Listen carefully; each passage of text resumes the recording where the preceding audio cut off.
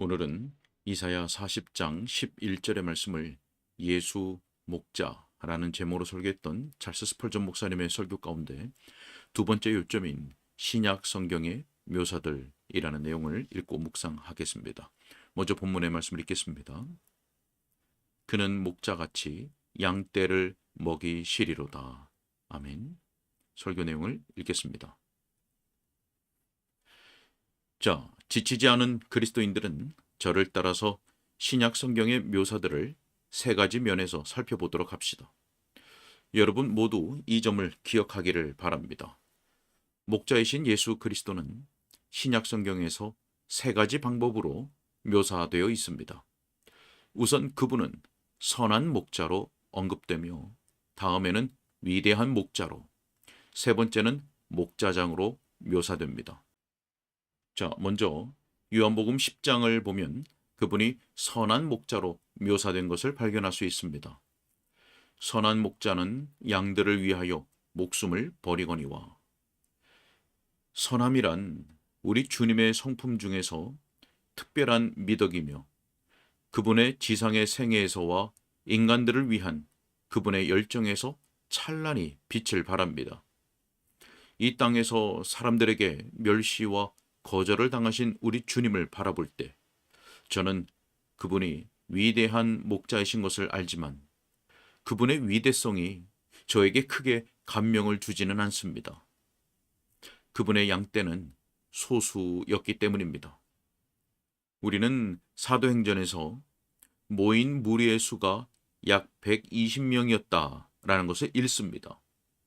여우도 굴이 있고 공중의 새도 거처가 있으되 인자는 머리 둘 곳이 없다 하시더라. 자, 여기에 선함이 있지만 위대성은 감추어져 있습니다. 무리들을 보내실 때 그분은 마치 목자 없는 양과 같아서 그들을 불쌍히 여기셨습니다. 여기 선한 목자가 있습니다. 그분은 그들의 질병을 고치시고 그들의 죄를 씻어 주셨습니다. 여기에 진정 선함이 있습니다. 그분이 죽으실 무렵 그분은 기드론 시내를 건너가셨고 동산에서 굵은 땀방울을 흘리실 때까지 기도로 씨름하셨습니다. 그분은 재판과 정죄를 받으셨고 그 다음에는 죽음의 언덕에 오르셨으며 고통당하고 피를 흘리며 죽으셨습니다. 여기에 선한 목자가 있습니다. 자기 양들을 위하여 피를 흘리는 선한 목자가 있습니다. 여러분은 예수께서 얼마나 선한 목자이신지를 말할 수 있습니까? 여러분은 그분 안에 있는 특별한 선하심의 높이와 깊이를 측량할 수 있습니까?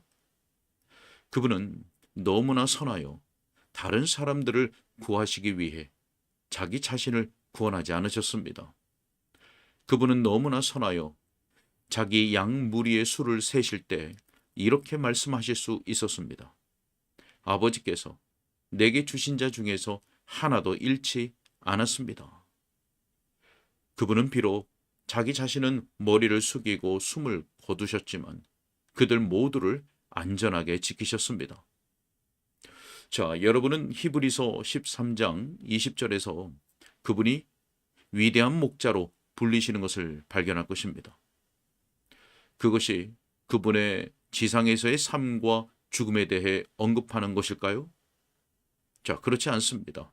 그 문맥을 천천히 살펴보십시오. 양들의 큰 목자이신 우리 주 예수를 영원한 언약의 피로 죽은 자 가운데서 이끌어내신 평강의 하나님이 모든 선한 일에 너희를 온전하게 하사 자기 뜻을 행하게 하시기를 원하노라.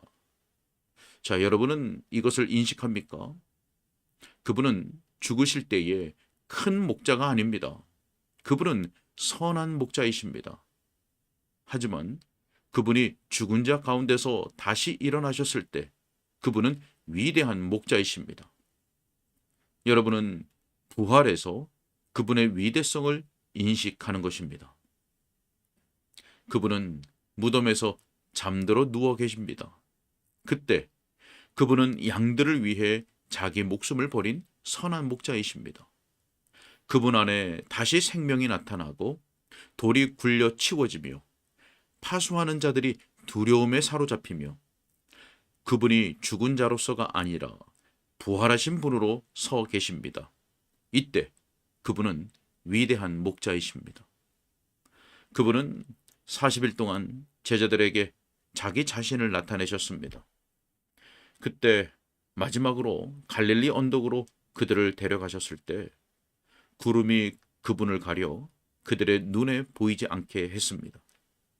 그렇게 그분은 위대한 목자로서 하늘로 올라가셨습니다. 그분이 그들에게 예루살렘으로 가라고 말씀하셨을 때 그들은 때가 될 때까지 기다렸으며 마침내 급하고 강한 바람 같은 소리를 듣고 불의 혀같이 갈라지는 것이 그들 위에 임하는 것을 보았습니다. 누가 그들에게 이런 은혜를 주셨습니까? 그분이 누구입니까? 바로 위대한 목자이십니다. 그가 높이 오르실 때에 사람들에게 선물을 주셨습니다. 그 목자는 여전히 여러분을 돌보십니다. 하지만 이제 그분은 위대한 목자로서 그렇게 하십니다. 그분은 이제 새 예루살렘에서 천사들의 무리 가운데 승리의 모습으로 좌정하시고 지상에 있는 그분의 양들에게 그분의 뜻에 따라 사도들과 목사들을 비롯하여 다양한 사역자들을 귀한 선물로 주십니다. 그분은 전에 선한 목자이셨으며 이제도 그분은 선한 목자이십니다. 하지만 그분은 또한 탁월하게 위대한 목자이십니다. 우리 주 예수 그리스도의 위대하심을 생각하며 즐거워합시다. 그분을 높여드리고 송축합시다. 그 선한 목자가 자기 목숨을 버리신 것은 여러분으로 하여금 생명을 얻고 또 풍성하게 얻도록 하시기 위함인 것을 깊이 생각하십시오. 그분은 또 다른 면에서도 위대한 목자이십니다. 성경이 무엇라고 말합니까? 히브리서 13장 21절에 말씀합니다. 모든 선한 일에 너희를 온전하게 하사 자기 뜻을 행하게 하시고. 자, 그렇습니다. 그분은 여러분의 죄를 없애기 위해 죽으십니다. 하지만 그분은 여러분의 칭의와 온전한 성화를 위해 다시 살아나십니다. 주님께서 수의를 무덤에 버려두신 것은 여러분으로 하여금 죄를 버리도록 하시기 위함입니다. 또한 그분이 무덤을 떠나시고 다시 그 속으로 들어가지 않으신 것은 여러분으로 하여금 한때 여러분이 살았던 옛 죽음의 세상을 떠나 새로운 생명 안에서 살도록 하시기 위함입니다. 자, 우리가 살펴볼 세 번째의 묘사는 베드로전서 5장 4절에서 발견됩니다. 여기서 여러분은 구주께서 목자장으로 불리시는 것을 봅니다. 자, 언제 이러합니까? 베드로 서신에서 그분은 선한 목자가 아닙니다. 그분은 위대한 목자도 아닙니다. 그분은 그 모든 것 되시지만 베드로 서신에서 그분은 그보다 훨씬 더 위대한 분으로 목자의 우두머리이십니다. 그분이 언제 이런 칭호를 얻으실까요? 자, 사랑하는 여러분, 이 사실에 주목하십시오. 여기에 여러분의 마음을 집중하시기 바랍니다. 그분이 선한 목자이실 때 그분은 홀로이십니다. 다른 누구도 언급되지 않습니다. 그분이 큰 목자이실 때 여전히 그분은 홀로이시며 다른 목자들에 대해서는 단지 희미한 암시만 있을 뿐입니다. 그러나 그분이 목자장이실 때 그분은 다른 목자들 중에 계시며 그들의 우두머리시라는 의미가 내포되어 있습니다. 자, 이 점을 주목하십시오. 속죄에서 그분은 홀로이십니다. 이 점에서 선한 목자와 함께하는 이는 없습니다. 우리를 의롭게 하시기 위한 부활에서 또한 그분은 홀로이십니다. 어느 누구도 위대하신 목자를 돕지 않습니다. 하지만 재림하실 때 그분은 많은 자기 백성들 중에서 으뜸으로 오십니다.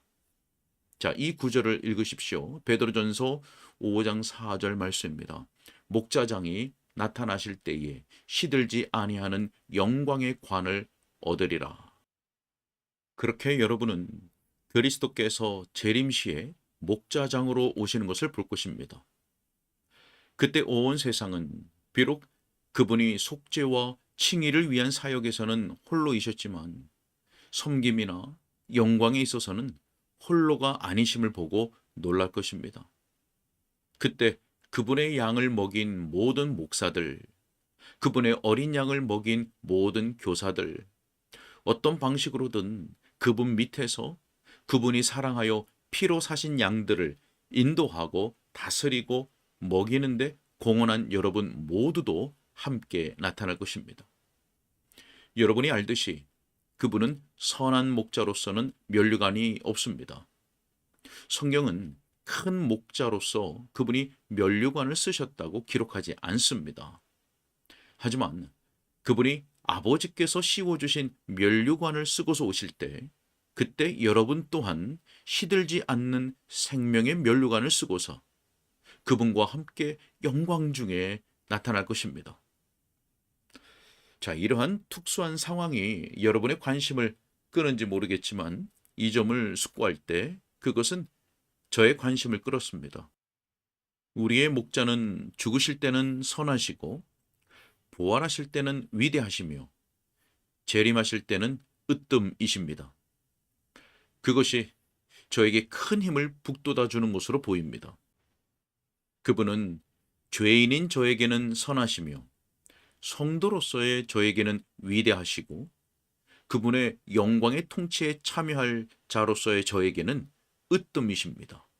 사실상 저는 이 세 가지 단계들을 통과합니다.